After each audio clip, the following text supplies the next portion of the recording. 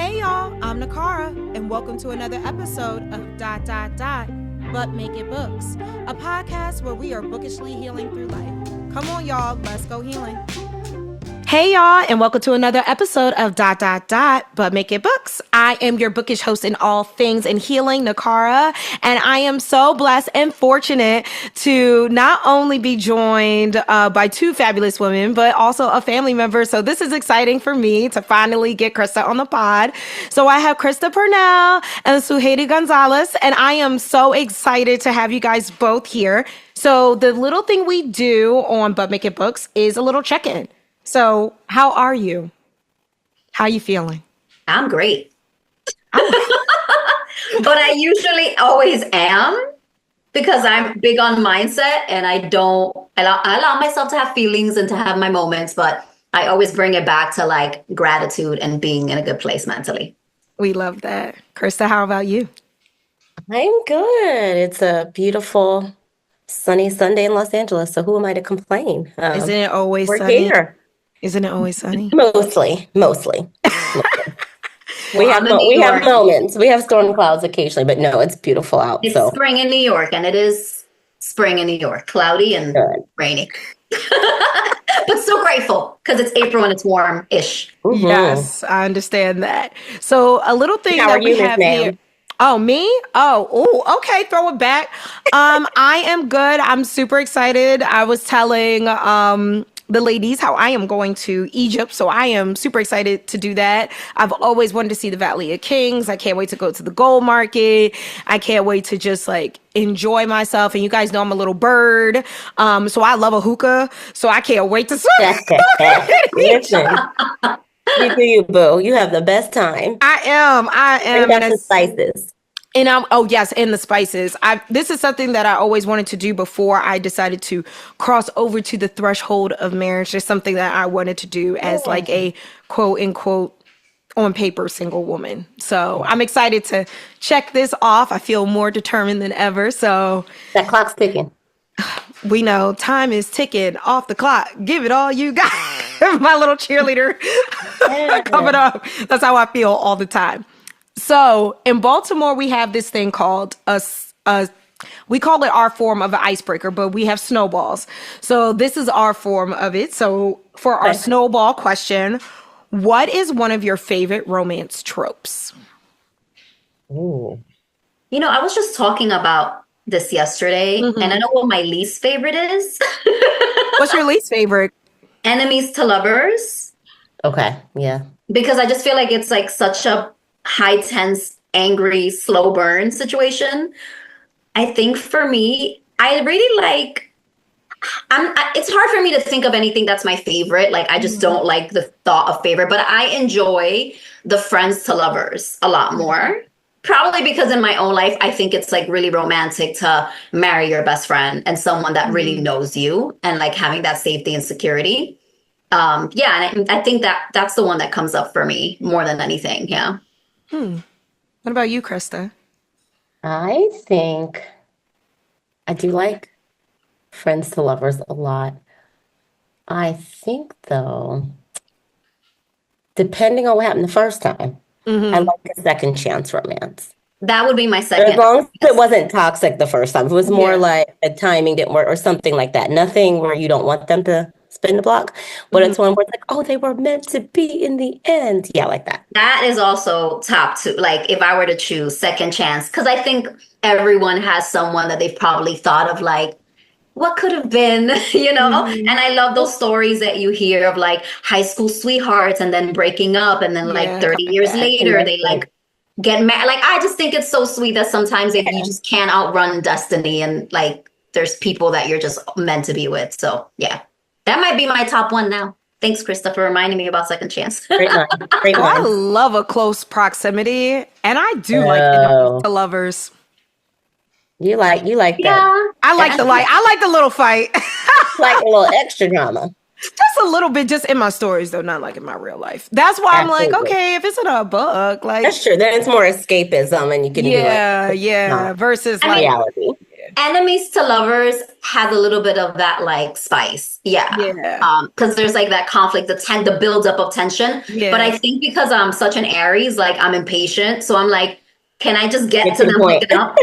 Right. So we could get I hate my worst trope is like bad communication, Oh, like Yeah, I don't like that. miscommunication mishaps. I'm like, because I'm just like, okay. it's very annoying. Yeah, because I'm like, this happens in my real life sometimes. I don't want to I want to see y'all working I want through to it. escape. Right, escape. I don't, but I'll read it though. Yeah. Like if Yeah, it's don't get good, me I'm gonna wrong. read it. But I'm like, But I think maybe I don't like the enemies as much as like the rivals. So it's a little healthier competition and like oh yeah. enemies is like hate. It's more like competitive edge. I think I kind of do that too. And I'm not a fan of like the opposites attract too much because I feel like it's really cliche. Like the books that I've read about opposites attract, it's like it's always like he's a nerd and she's a this. Like, it's Yeah. always a little bit cliche, like what happens. Yeah. We're And all a so, little nerdy though. yeah. I'm like, Tends to have we those, all it's nerd. similar themes that I find in the books where the opposites attract, you know? Yeah. Yeah, I could see that. Yeah, I could definitely see that. Okay, okay. So, of course, I have to read your guys' bio. So, Corner of Press is a small independent publishing house for and by BIPOC women. Founded by two long-term friends and writers, Krista Purnell and Sujeiry Gonzalez, Corner of Press publishes notebooks, journals with prompts, romance novels, and anthologies that celebrate Black and Latinx experiences through creative storytelling. Representation matters, as does celebrating and sharing BIPOC stories that incite joy and laughter. We are not here to highlight our struggle. We are here to shine our light.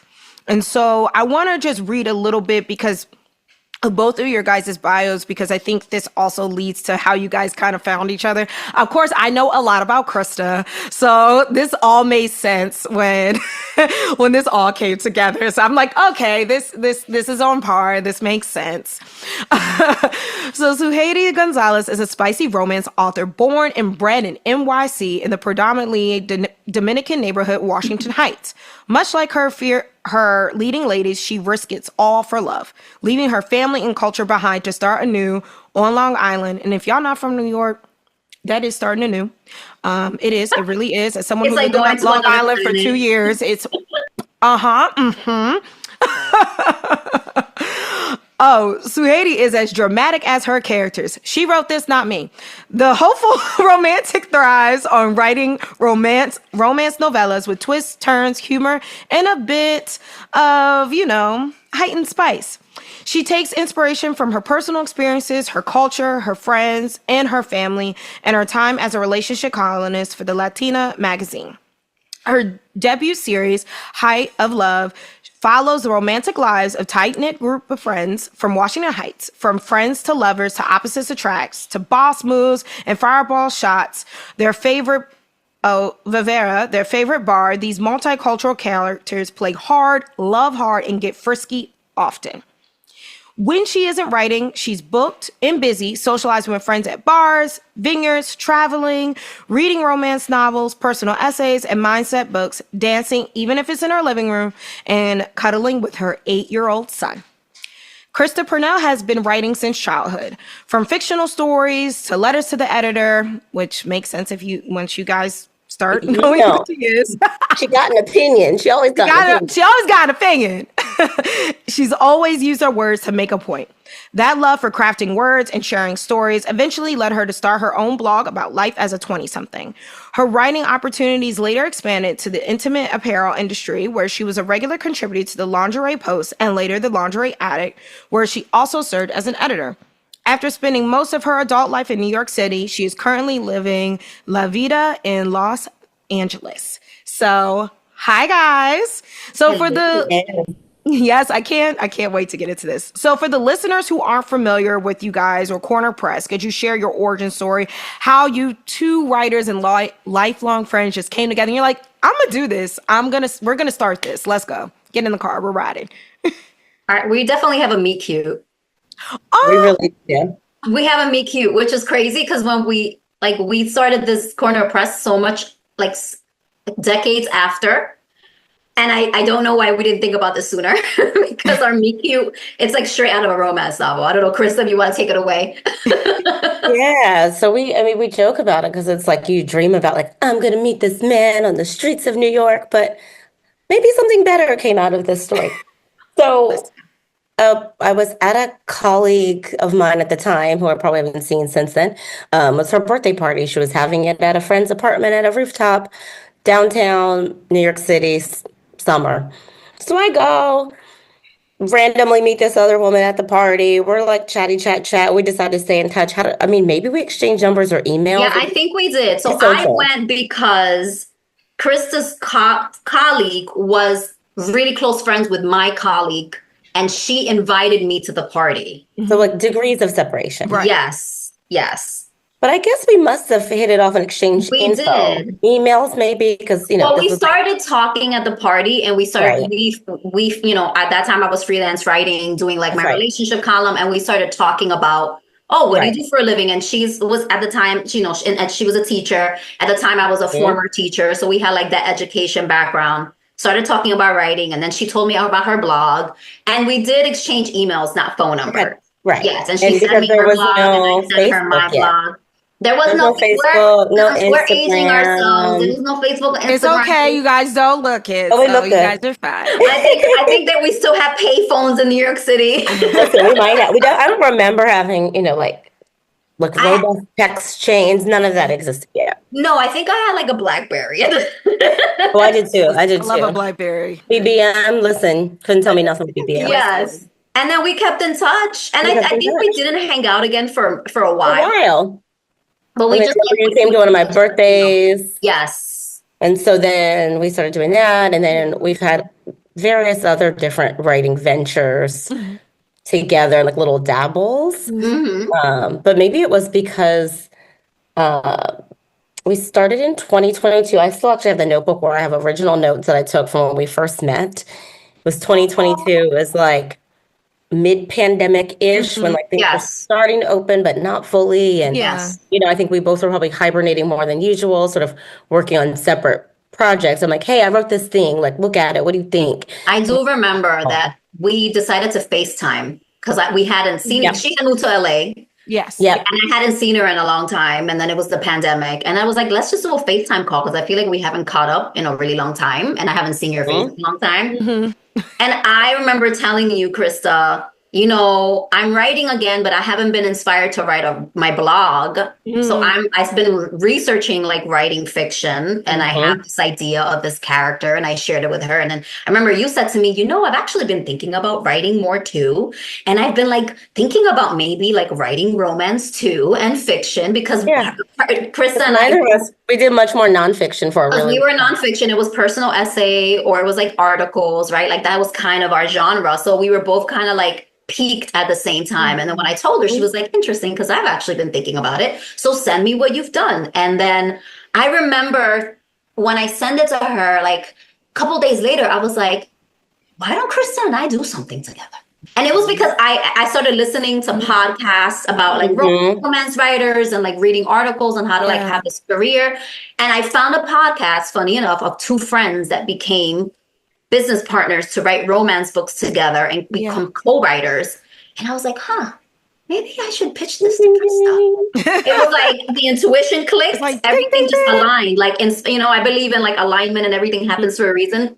And like, I feel like me stumbling onto that podcast of those, and there were lifelong friends, like friends of 20 years, like Krista and I, and then us just having that conversation. So I remember I text you, let's FaceTime because I have an idea. Yeah. And Krista's always down. Like, she's like me, like, why not? Let's take a risk. Like, if we fail, we fail. We don't, we learned, and we did something together that was special, you know? Oh, I love that. That is beautiful, guys. I love when friendship leads to unexpected places, because sometimes when we're in friendships, especially me living in DC, everything, or close proximity, everything's transactional. And it was like you guys met in a very organic way that led you to get somewhere that does benefit you both, but did not start out that way. And that, I think that's the beautiful points of this, and it makes the work so authentic. Well, I think also like I'm sure Krista feels the same. Like I always had, and Krista knows this vision of like working with a team, writing with a team, building something with a woman of color. Like I always kind of had that vision. And I tried with different people and it just never fit. So I was just working independently, but I always had that desire to like build something with a woman of color and for it to be a friend. And then like it just kind of happened that it was Krista, even though she's been in my life for all these years. It didn't click until it clicked. And I think it was because of timing. We were both in a place where we were kind of aligned in what we wanted to create. I love that. I really do. So your tagline mentions for your publishing house, for and by BIPOC women. Like, why was that so important? You kind of touched about it. Like, you were like, you guys both like, I'm intentional. I'm building this with another woman of color. That's just it. But why was it intentional for you guys to make it for and by? Why? And make that loud declaration. Because, you know, some people just kind of hide and like, saying me being here is enough, you know, but why was that declaration so important? I mean, I think in general, we just hadn't seen ourselves represented in the same way. And it's like since delving in more, we're seeing more folks in the space, which is super exciting and making more connections across the board. But I find in general, you know, our stuff's not always in the big name stores, except for a few folks, or it's not as readily available. And so I also think we have some similarities in growing up in spaces where we were often one or the only or one of the few. And so in those environments, you aren't represented or seen as like the cute one or the one that everybody's checking for or whatever. Like that will mess with your mind a little bit. You know, I had to unpack some things from my childhood too. And for us to just feel seen and represented and beautiful and worthy, like we know that for ourselves, but I also think there is something about seeing that in the market and in your media that reinforces that. And so we wanted to tell also different stories, right? Like people always say, oh, we're not a monolith. We're not. We have a lot of commonality. I think as Black folks, as Latino folks, you have commonalities, but also very different experiences, right? Like the way I had my upbringing and the things that made me me are different than some of my other, you know, fellow Black women friends, but we all have really unique stories and they can all flourish and all of those people are all worthy. Yeah. And I think for me, like the whole for and by, like, you know, we are women of color. We are creating content for everyone. But I think that we were emboldened to just have a stand and a point of view of like, if you are a white woman, you can read this. It's like the stories that I'm sharing in my Heights of Love series and the story that Krista shares in her Bliss Faith series and all the books we're going to continue to create.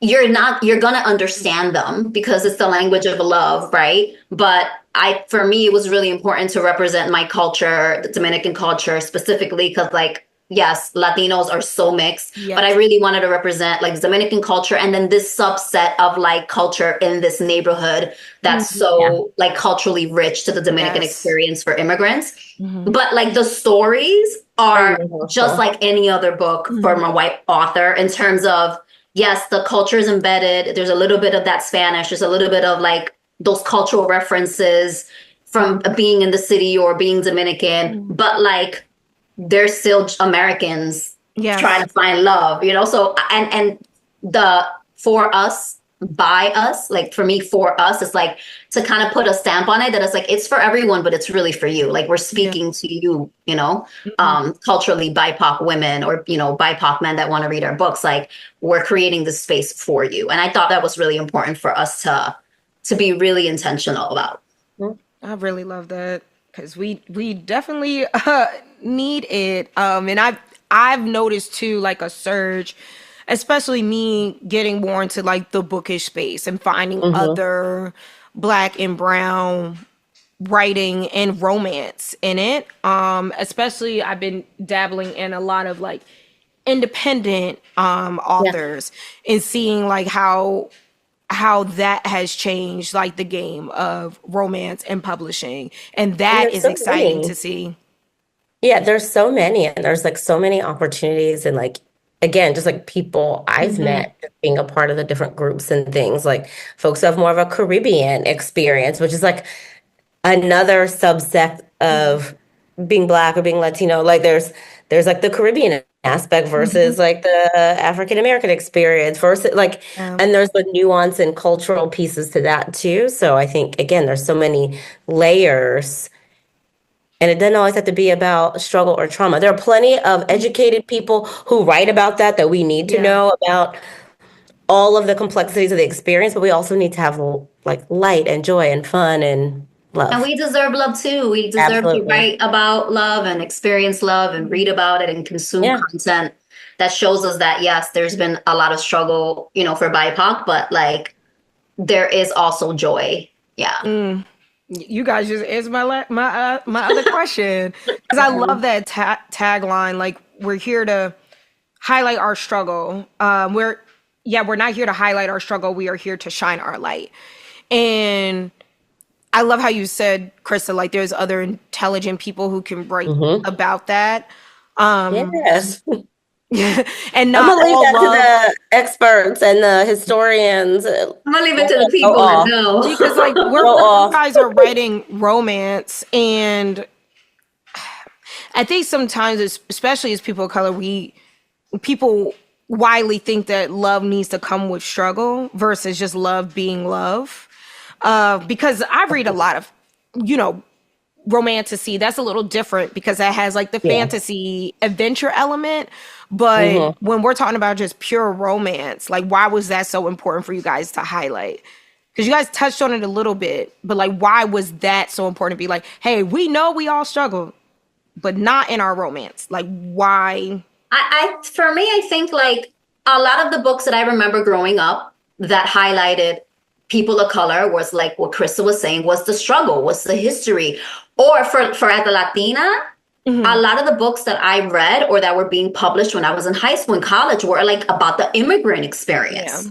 Coming from Cuba, coming from Dominican Republic, even like Juno Diaz, like his book Drown, like books about being New Yorican, like The House on Mango Street. All these books were still about this immigrant struggle or like the struggle of assimilation. And I was like, man, like I love these books, even How the Garcia Girls Lost Their Accents by Julia Alvarez. I love these books. That was like one of my favorite books growing up. But I'm like, I would love to read something about just like a Latina who's like living her life and like getting a little messy and wanting love like the rest of us and and getting a little spicy and being unsure and yes, having a little bit of insecurities, just like we all do, right? Like finding yourself, what is it that you really want? Is this really healthy? And just like living the experience that we all live in love and relationships without it being about, because like I feel like our books, the culture is implied, right? Like it is. It's like they are so who they are. So like I am so who I am. Like I don't have to tell someone I'm Dominican. I don't have to like push it in their face. So because it's so implied, like the struggle is implied. Like where they came from is implied. Like that, that they're immigrants, it's implied. So I don't feel like I have to spell it out every time I write. I just write about them wanting love and enjoying their life and finding themselves and eventually like having their happily ever after. And I think the happily ever after is really important because most of the books that I have read growing up about the Latino or Black experience, there really isn't a happily ever after. Right. Or it was just like, but you got there, and like some of these are you like, had to like, grind. Yeah, like they're more movie examples, but they're indicative of the same thing. Like growing up, I guess it was like Waiting to Exhale and like Love that and kind of Basketball, which I like think one of my favorite movies, but man, the struggle. But man, I don't want to go through that. Well, listen, Love and Basketball to me is a horror movie, so I don't know if that's a love story. Having watched it like movie. as an older woman, I'm like, ew. Love and Basketball? Yes, that's a horror movie. That's a horror movie for me. I got my beta blockers on. Like, that man loved you after he clunked out. Like, no. Play for your heart. Boy, what? Or like, why did I get married? I refuse to watch any of those because I'm just like, no. I'll crack it up. Like, I need to have this like struggle story. Like, no. And it can't be, you go to romance to escape, right? And even in like regular like fiction, people have ups and downs, but it doesn't have to be traumatic or dramatic. Like, it can just be normal every day. No more everyday like hardships. Yeah, like not everyday, like stuff that like white folk experience. Like it doesn't have to be like this burden, this heaviness, And there is, I feel like beautiful, wonderful books, yes, but like there's always this heaviness, and if there's a happily ever after, like all this other heaviness had to happen. Yeah, right. Like Yeah, for you to had get to struggle to have something else. And like I don't believe in that at all. Yes. No. And of Yeah. course, with romance books, you have to have conflict. It's not like, oh, I met someone, love, love, love. Like we have conflict in our books, but it's like everyday conflict, things that everyday, that everyone experiences, not just black and brown, right? Not just BIPOC. Yeah, I love that. I really do, because Fuchile.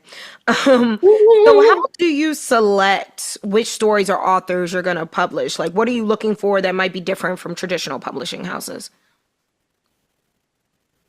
Probably like just like values alignment, right? Like if somebody wanted to be a part of our team and it was very like struggle laden, like might not be a fit. Like we're happy to like maybe consult with you on something else, but like we really do want to stay in that sort of uplifting space. So even if things venture maybe beyond romance, other things like those would be the parameters I would think about. Yeah, and I think it's just like alignment and other ways of it doesn't have to have the same voice, but I think that we have a brand and it has to align to like our brand of celebrating, like Krista said, love, celebrating BIPOC, and even if it's just like, even if it's not a romance novel, it being something that like eventually is like complementary to like what we write now. Yeah. Okay, I like that. So with publishing, it's notoriously challenging for like newcomers to break into the mold. What are some obstacles have you faced as an independent BIPOC focused publishing house, and how have you overcome them, or are you still overcoming them? The first thing that comes to mind for me is just growing the audience, like having people find us, right? Because as we know, you are traditionally published. They kind of do the marketing for you, even though now that even trad published authors have to do a lot more marketing themselves. It's changed a lot. So even when we thought about it, Chris and I, like, should we pitch our books to agents and we were like, well, and I took a class and I have friends that have, and, mentors that have been traditionally published, and I see their social media and I see that they're pushing a lot, and they still have to go and do a lot of that self-promotion themselves, because it's not like back in the day where they set up a team and you sit pretty and they like set everything up for you. So I think finding our audience, I feel like it's happening more organically now because we're allowing it to grow organically and giving it space and doing things like this, and collaborating with other BIPOC authors has really helped us kind of get ideas. And I think, Krista and I are big on mindset, and we're just in this mindset of like, we're succeeding no matter what. They're going to find us no matter what. So it took us a while to get really solid on like how we're going to market, what platforms are we going to use? Are we going to be social media heavy? And we dabbled, and so many, because it's so easy to be an independent. So many of them. It's so easy to like be an independent author, like start anew and like do everything. And then we both discuss like, let's just focus on, doing what we do, which is like writing and creating stories, and finding one or two platforms or projects where we're going to kind of continue to build that. It's almost like when you go to the gym, you don't exercise. You're supposed to exercise each muscle a few times a week, or it's not going to grow. So it's similar. Like it is about giving things time to grow that audience. And we have seen, we have seen a lot of ideas, and our news have worked, Yes. And through our newsletter, we have seen a lot more people coming on organically because they're finding us. And obviously we use like search engine optimization and, but so we are seeing that number organically grow. But it was definitely, it took time. We went back and forth on a couple of ideas. We've tried different things. It's like, well, this isn't biting. Okay, let's revisit. And I think we're finding some rhythm with where we are now. So I think the other thing that's been interesting, maybe a little bit challenging, is for better or worse, when you're starting out new, you kind of are a little bit golden handcuffed to Amazon a bit. Are we saying things out loud? So like, no, you can, because we're dealing a lot of in the book, sorry, I don't mean to cut you off, but in the book Yeah. influencer space, that's the argument we're having right now, is because we cannot cut off Amazon because a lot of independent publishers and the authors rely on Amazon for us to get their books. So it's like we're in a catch-22 with this. So I'm like, I can't cancel. I would love though for that to change and for, bookstagrammers and influencers and authors to have a conversation and come together. Obviously there's so many of us, but I don't think a lot of, at least from my perspective, I don't think a lot of authors know that bookstagrammers and book influencers wish there was another way. Yeah. I think, from my perspective, we think that that's where you want us to be because it's accessible and it's easier. So a lot of new upcoming authors just focus on Amazon KDP and just doing, because we think that's what readers want to find us easy. Everyone's on Amazon, so we're kind of handcuffed to Amazon, even though a lot of authors don't want to be. Yeah. Yeah, it really is a catch-22 because it's like for some folks, maybe they didn't have the ability to invest in some of the things. We decided we're going to invest in our own ISBNs. We want to be able to have flexibility with things, to be able to go to other bookshops and things over time. Not everybody is financially equipped to do that. So then they really do have to be reliant on it. And a lot of talented people sort of maybe get stuck. So I do think that part is a little tricky. I mean, it is. It's hard. There's no real simple way. It's like, so I think some of the community and relationship building piece, what I've been, learning from folks is like, hey, can you print books elsewhere and like maybe get your bookstores to do them on commission or consignment so that we're all able to profit more? Because I do think it is hard to get some of those profit margins. So it's a lot of trial and error. And I'm realizing like so much is less about having the talent and a lot of it is really the marketing and finding your people and getting your audience. I think that's sort of ground up is what ultimately keeps things going. And I think people in terms of a lot of incoming authors and just business owners, right? A lot of new coming entrepreneurs, they think that the only way to find your people is through social media. Just like a lot of authors think the only way to find your people is through Amazon, right? The only way, because it's such a monopoly that it's like, well, where else? How else? But I think Krista and I have talked about it. Like there are grassroots ways that still work, right? It is still about building community and going to events and partnerships. Yes.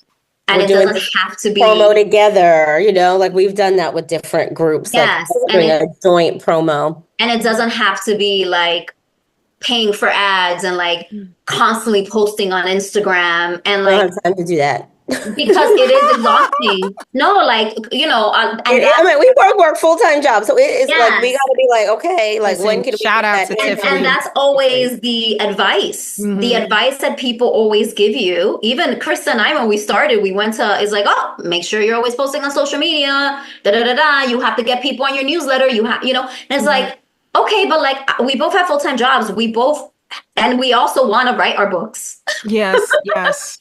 And we also have our newsletter where we write stories from the perspective of our leading ladies, right? So I'm like, we're already creating content. Do we really want to waste our time or put all our focus on like constantly updating our Instagram every day and commenting and engaging?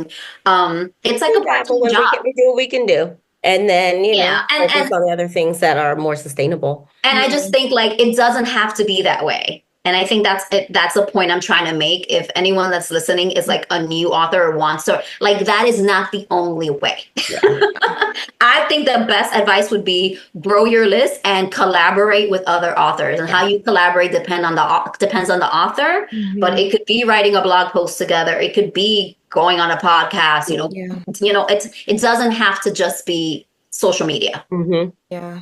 I really love that. I mean, I don't run our podcast social media. I literally pay someone. So shout out to the Socialites agency, because shout out to you, Tiffany, because I'm not doing it. There you go. And when you can outsource, that's yes. I'm like, whoa. I'm like, thank you, God. I love having a Howard on my staff. And I think that was something that that's something that a lot of new entrepreneurs, whatever the business is, are afraid to do. They are afraid to pay and outsource. Which is why I think it's important to start something, even as an author, with a little bit of money to the first 2 years, especially to invest in your business, especially as an author, like you should be paying someone to do covers for you. Like yeah. How do Again, you things guys we find learned your over cover? time. Things that we learned over time. Yeah. How do you guys find your cover artist if someone is looking for that? Because that's something. I found someone on Fiverr that's really good, and she does a really good job taking direction, and she's a really great illustrator. When you use places like Fiverr and all those freelance websites, you just have to make sure that you know exactly what you want. Check the And that you have the vision and that you're very specific. And she speaks English and things like that. But like you still have to be very specific. If you want an illustrator and you kind of have an idea and you want someone to bring your idea to life, but you don't know, like there's tons of like independent illustrators that you can find, and also acts like other authors. I think and people promote their work. So I spend a lot of time on Threads, and you'll see different cover artists will promote. So some people will do your whole entire cover. We sort of had vision for what we wanted for covers, so we hired the illustrator to do the artwork, and then we sort of do the rest of the formatting and design pieces. But there are people who will do the whole thing. I know for folks, I don't know if Get Covers does. There's a site called getcovers.com, and I know a lot of people have used that. They do less on illustration, or maybe their illustration's more of an upsell, but I've seen people do some nice like series work with that, where it's themed and like they do like the alignment with your fonts and things like that. So if you find a good person or a good company, they will help you like look for that alignment. So again, things you learn over time. Yeah, and I think it depends on like your budget, That if too. you have a bigger budget and you want to work with like go off with the bigger budget, get it all. But if you are just starting out and you have, a few books and you don't have a big budget, like there definitely are affordable options. Oh, I love that. I really do. Because I think sometimes the mythical, you don't know what you don't know. And sometimes it can be very overwhelming coming into a new space and just trying to figure it out. So if there is anybody out there who is thinking about that, like, these are great resources. And so I appreciate you guys for being so open with sharing that with our friends. So Sujeiry, your Heights of Love series draws heavily from your own personal experience growing up in Washington Heights. And how do you transform like your personal and cultural experiences into fiction that like resonates with the broader audience? I know we talked about that a little bit, but Yeah, I think that in general, and that's my assumption, like writers, even fiction writers, tend to draw on their own experiences in their own lives. So I think it's a very natural, like, first step, especially as a first time fiction writer. Like, so when I first started the Heights of Love series, I started writing the Candy story, which is the first book of the series. And then I was writing it and I was like, wait, I feel like this is something that happened to me. Maybe it should, I was like, maybe this shouldn't be. Maybe this is too much. So on the nose, we may need to elaborate or change some things. I think I needed to dump it out because it was my first time writing fiction. And our background, is personal essay, nonfiction, and, memoir. So I think I needed to almost like do that first pass at like a chapter and then kind of look back and be like, okay, there are qualities about this main character that are very me. But this, I can draw from inspiration, but I don't want to write about me. And once I kind of let go of like my, like how I was always a writer, like I've always been this type of writer, personal essay. Once I was like, you know what, let's just play. Like, let me just play. So Candy took me like 2 years to write because I was like, I'm just gonna play around. This doesn't feel right. And then I got more into the character. And then I let myself be the creative person that I am. And I just was like, I'm a type of author that I don't necessarily plot things. I just let my imagination take me where it takes me. It's just also my personality. So I'm like, I'm just going to see where it goes. Like, I'm just going to see what happens. And then the more I kept writing her, yes, it was inspired by Washington Heights and like, a specific bar that I would go to. But it's not the same, right? And her story became way bigger than anything I had experienced. Like, it's Candy, for example, the first book, it's like a friends to lovers. Like, I've never had a friends to lovers, right? But all this dumping out my own personal story allowed me the freedom to just like write, and then it became really exciting to create this world. Mm-hmm. So and I think again, all authors for the most part pull from their own experience, but there is a letting go that happened to me where I was like, it doesn't have to be perfect. I'm just gonna see what comes up. I'm just gonna see what my imagination comes up with, you know? So it was not, and now there's this world, this Heights of Love world that like I love because it is, you know, certain characters remind me of my cousins and some friends. And it's like, it's super cool to see so many people in one character. And but know that they're also their own independent character with their own stories that has nothing to do with anyone in my life, you know? I do love that. Krista, how do you play around with your characters? Like when you're going in, just playing from your own cultural experiences or like using the world around you, how do you play around? I think it's similar. So it's, you know, sometimes it's like hit up the group chat. Like, do y'all remember that one time we went to that party at that rooftop and it was in 2011 and so sometimes it's like relying on the collective memory and just like pulling anecdotes off like a list on my phone of just like random stories or things that I want to include in something upcoming and I don't even know where they'll lead. Like I've really been wanting to include SantaCon in something because if you've ever been in New York for SantaCon, it's shenanigans. And I've never really been a part of it, but it's one of those things that I want to exist in the background. You see it though. You see it, and it's like such a like New York thing. I don't know where that will appear ever, but like something's going to happen in a wintertime story, and they're gonna like it's going to be like little like nuances of where I've lived and things like that in the background. But I do think just like personal experiences of friends, sort of like melding them in. But yeah, I have a project, and again, like I don't fully plot things out either, but I know I'll preview. I'll give a little teaser to the crowd. Okay, come on, give a tease. Have Love a tease. a story that I want to write that is like based on the pandemic. I think we're far enough removed that I can go there without it being traumatizing. And so I'm trying to decide how I'm shaping that. Yeah. I think it might be LA based, which would be a little new for me because I've not lived here as long as I lived, you know, in the East Coast and in New York. So I think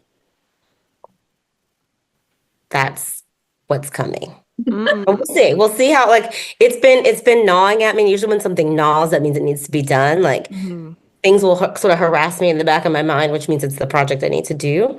So I think, yeah, we'll see where it takes us. And I think that's definitely like a writer thing. Like it's a writer thing. Like we always take inspiration from like our life. Yeah. So I'll go somewhere and something will be interesting. And I'm like, that would be really cool in a story, you know?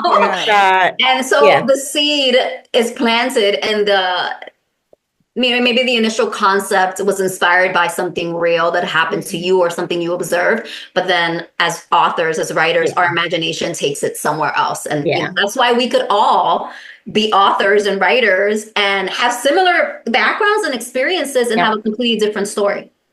So especially with using life, especially as romance novelists, how do you deal with it when friends or family read your work? I ain't got no shame in my game. I ain't got no shame. I think that's like something that people get nervous about stepping into. Well, one, writing in general. I mean, you know, like Erykah Badu says, you know, you're an artist and you sensitive about your shit. So, like, of course, you're always sensitive putting out your baby out into the world. But then you're also talking about that's a little bit spicy. Or a lot spicy. So how have you guys navigated? What has been the reception from friends or family or coworkers or whatever may have you just like living out in life? My friends and family are used to it. Okay. I mean, I see. I mean, I was like coined the Latina Carrie Bradshaw. That was what I was doing for Latina magazine. So I was writing about my dating. And like, so everyone's used to me just being TMI and like oversharing. But if that's not your experience and like you are a little shyer, I think just it's about doing something that you love and detaching from anyone's opinion. Like if it brings you joy, who cares if someone's clutching their pearls? I certainly don't. Right. I enjoyed the book. I enjoyed writing it. I'm proud of it, right? And I think that also what always runs through my mind, if someone's like, oh my God, this is so spicy. I'm like, what? Like, why? Like, aren't relationships, like, isn't there spice in relationships? Some people don't. Like, aren't we like intimate? But like, shouldn't a healthy relationship? Shouldn't they be? Yes. Should they spice? be? Yeah. So if you're clutching your pearls at it, that says more about you than it says about me. Yeah. Come on now. Tell them. Yeah. I think given, like my positionality at work and other things, day jobs, I've made slightly different choices. There are some things that I'll put out for public consumption that are a little bit less spicy. And, I'll leave it at that. I'll leave it. If people who are listening would love to write something and they're afraid of, there are things called pen names. There are ways around pen names. There's ways around it, right? Stacey Abrams had one for a really long time. Yes. So there's ways and around maybe one day I'll grand reveal, some of the things that maybe I don't know.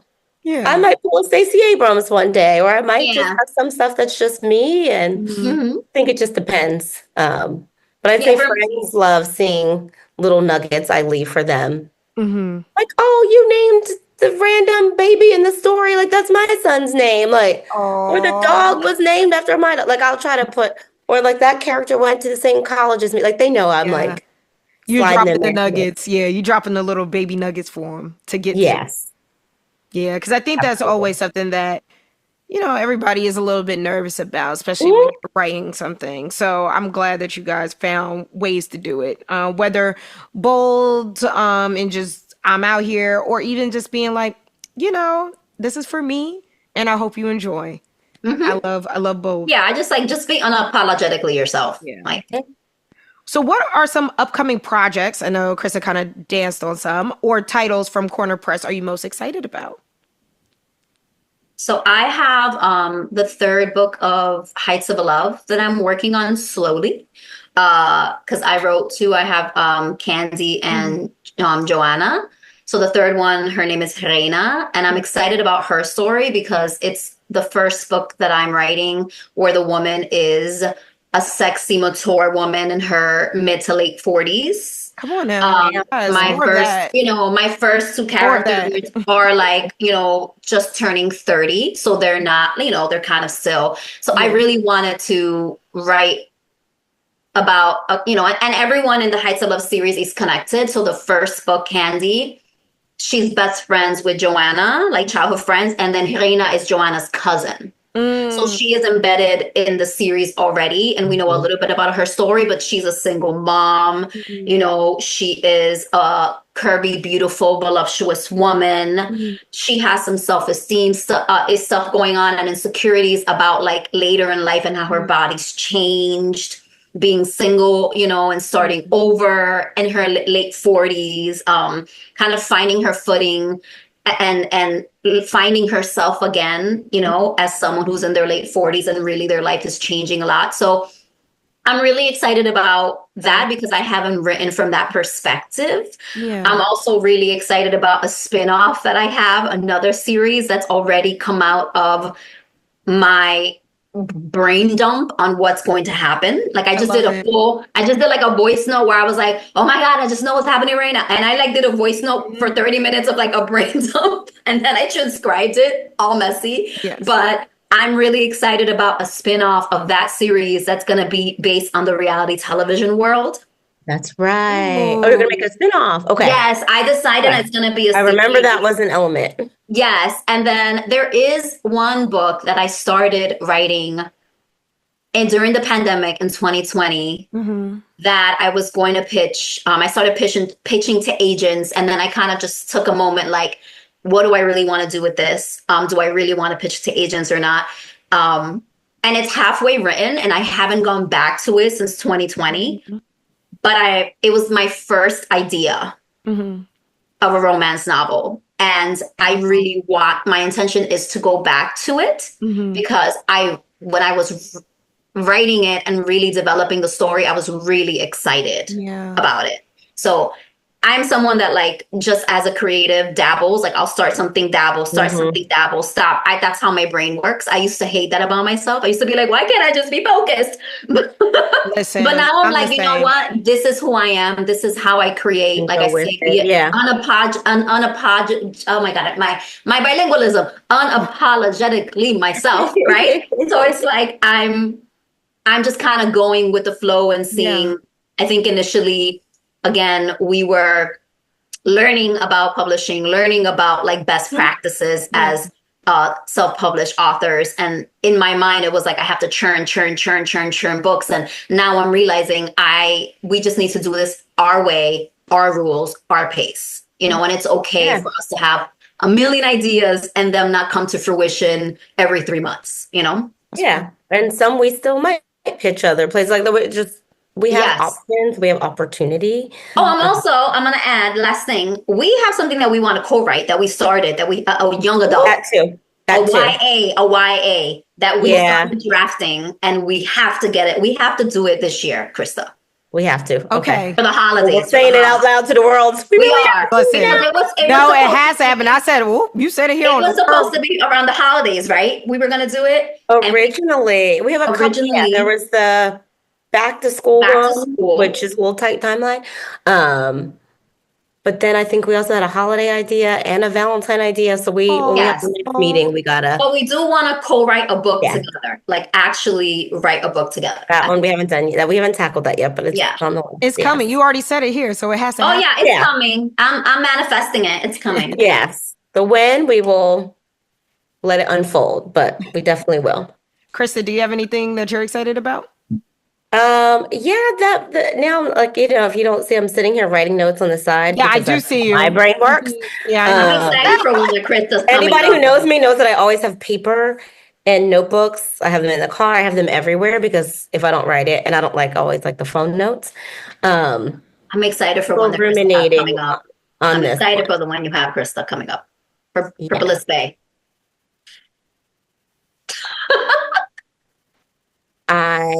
So things are okay. Things are populating.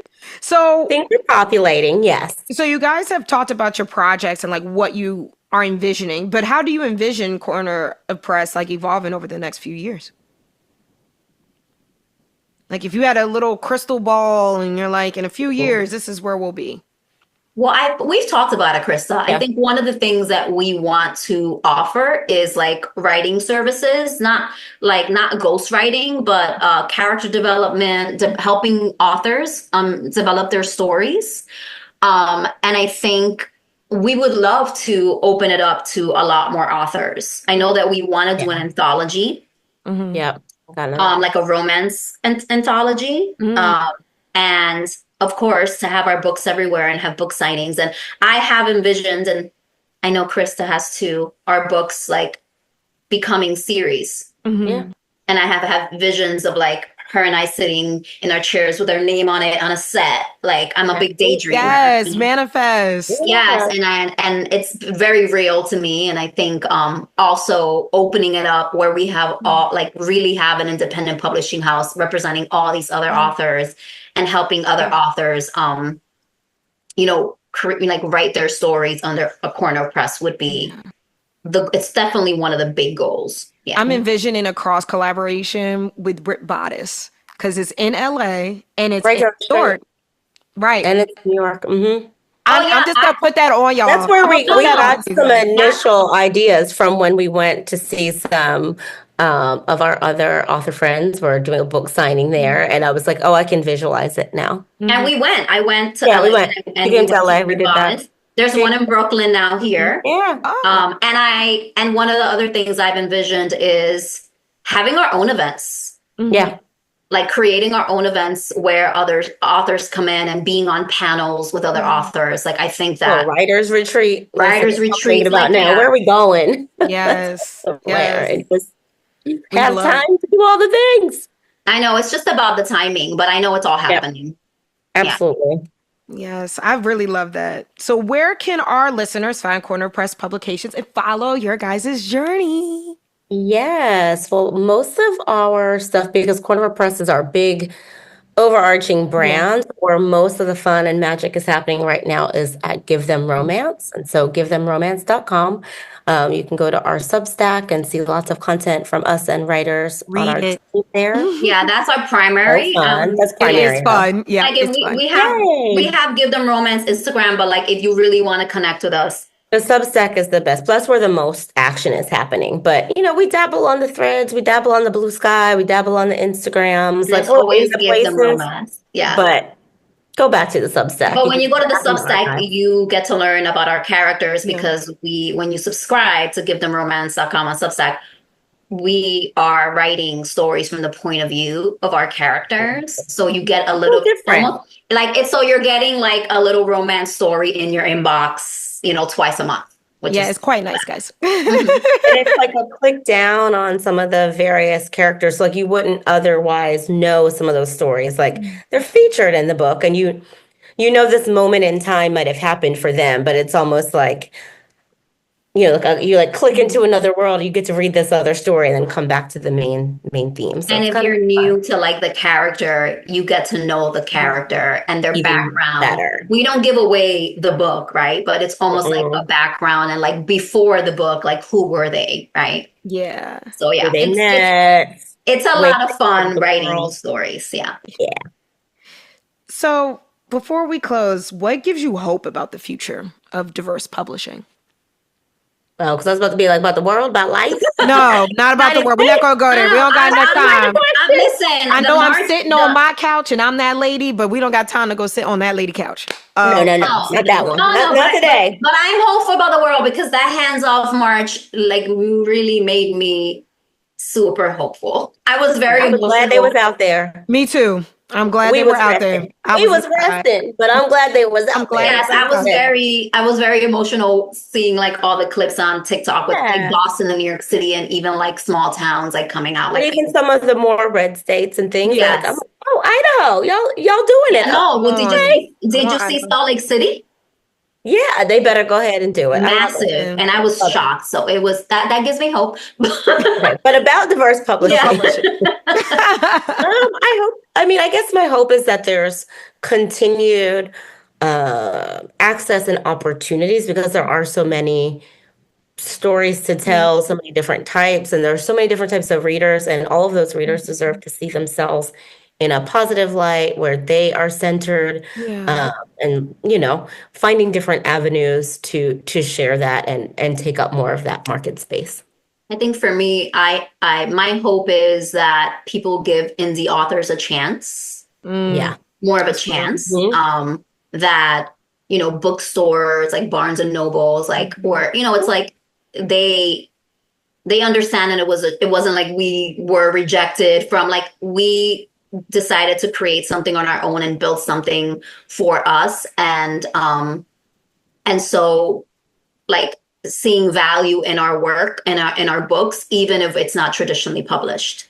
And I think that space is opening. I think readers now are like, you know what? It's not just about these traditionally published backed books. Like there are tons of voices out there that deserve for me to purchase their book and really support them as authors. Yeah, I saw that recently with Natasha Bishop. She wrote Only for the Week, and she was independent published, and then she just recently got traditionally published. But even Kennedy Ryan, that's like one of the biggest. Yeah. stories. I love her. Adikwa Johnson was another one. She was also independent. Yes, we love her too. Yeah, so I'm like, we all know the stories are there, and the reason why the opportunity isn't there isn't because people aren't talented.